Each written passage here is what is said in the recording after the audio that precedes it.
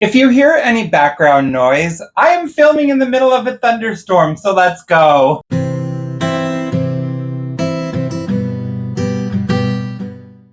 Hello everyone, my name is Brendan. I am one of the co-owners of The Rustic Tub, a small bath and body care company. I say that over and over so many times, it's just going to become repetitive so often. Eventually one day we'll stop.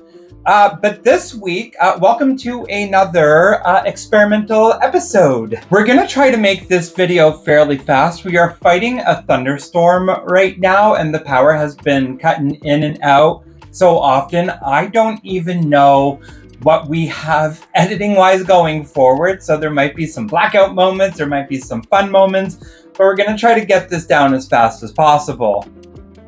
This week on our channel, we are doing another experimental soap. So we wanted to do something really close to home, and we are doing a strawberry rhubarb soap. Hence, we have our little mini mold from our Winston and Walter friends. Hello, July, if you're watching. If not, whenever you do, hi. So this is gonna be our experimental one. We are doing an all natural soap this time around, complete with our little rhubarb saucy puree, I'll call it. So let's go ahead. We'll walk you through us harvesting it through the garden. And I believe we're going to be following somewhat of our regular soap recipe. That'll come later down the line once we do our little sign off. But until then, enjoy this wonderful montage, and we'll see you after we finish melting down our oils and we're ready to mix. The one great thing about this video is the fact that this rhubarb soap that we're making is locally grown, literally in our backyard. So this is a nice little tour of what we have to offer for our backyard. We have about 7 rhubarb plants. We're only going to take a little bit at a time for what we can.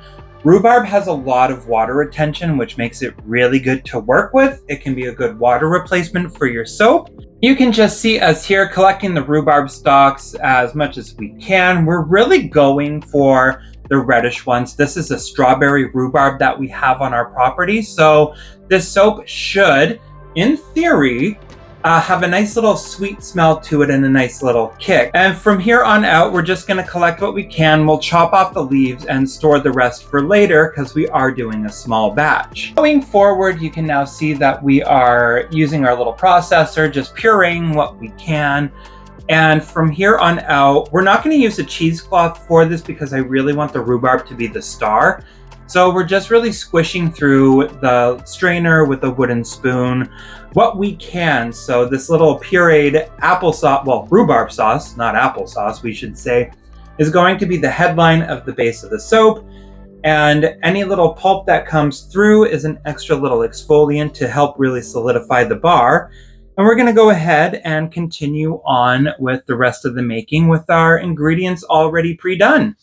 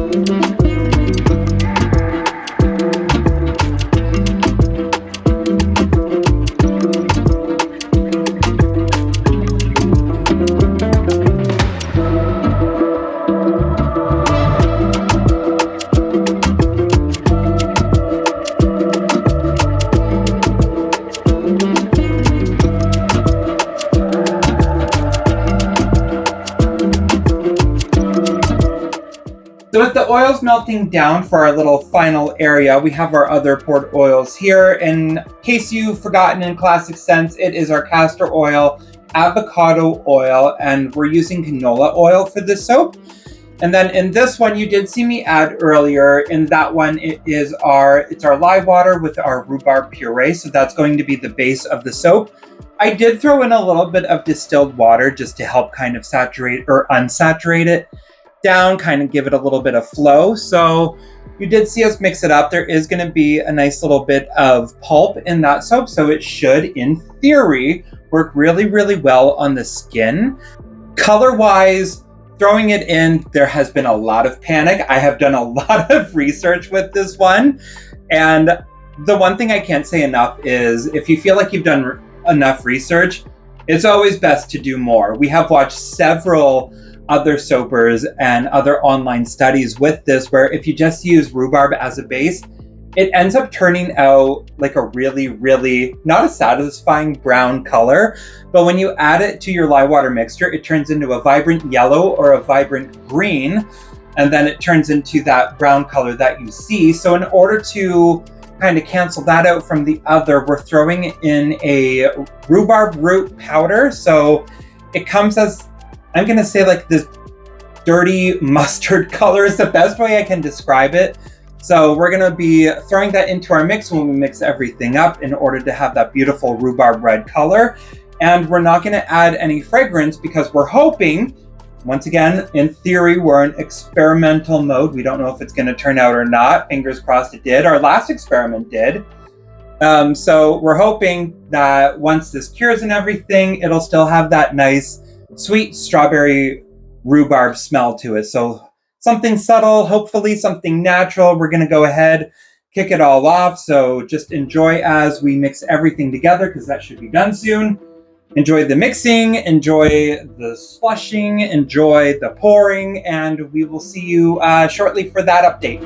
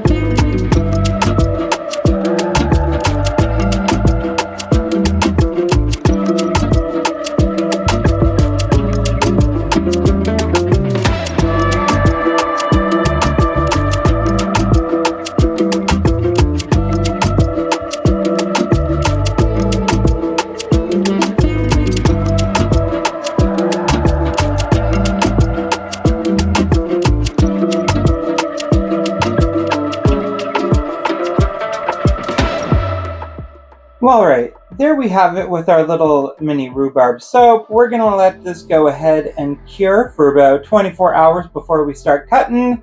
Nice little simple design on top, and we will be back to see you, hopefully, not with another power outage, thunderstorm, all of that fun stuff tomorrow. It's been 24 hours officially. If you hear any background rumbling, we shouldn't with the microphone. We just got some yard work being taken care of. We're slacking on the inside. We have our little rhubarb soap here, so we're just going to unmold it. Hope for the best. When I looked at it yesterday to check in with it, I got really worried. She started sweating a lot. There was a lot of cracks in it. Things seem to have settled down a bit. There is a tiny bit of swelling, which isn't the end of the world with this, so we'll just remove it from our little Winston and Walter mold. And while I panic to remove it, because I do see some sweat spots on it, so that normally means that like the oils have kind of come through, they've risen up, the soap is sweating, that's just oils escaping. So I hope it pops out in one piece and not a sludge.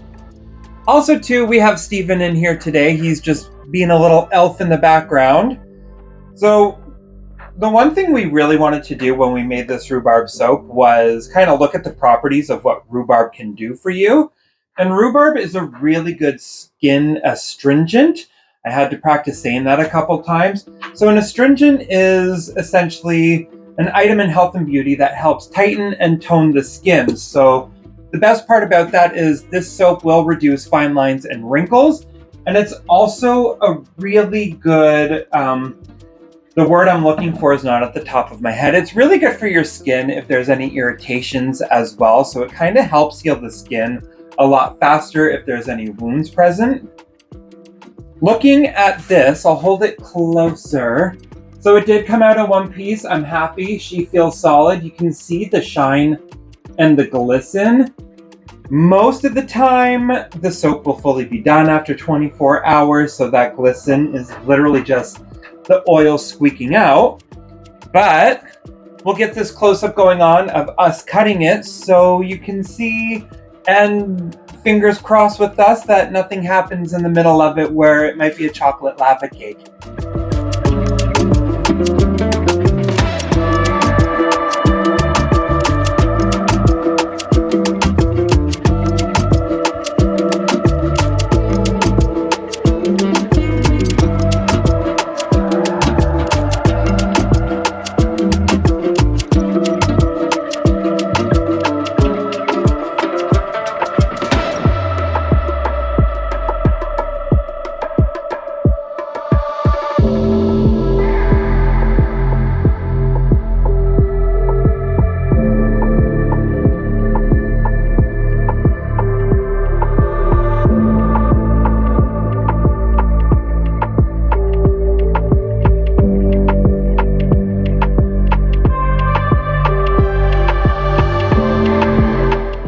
So there we have it. That is our little rhubarb soap all cut up. You can kind of see, we'll go back to this one.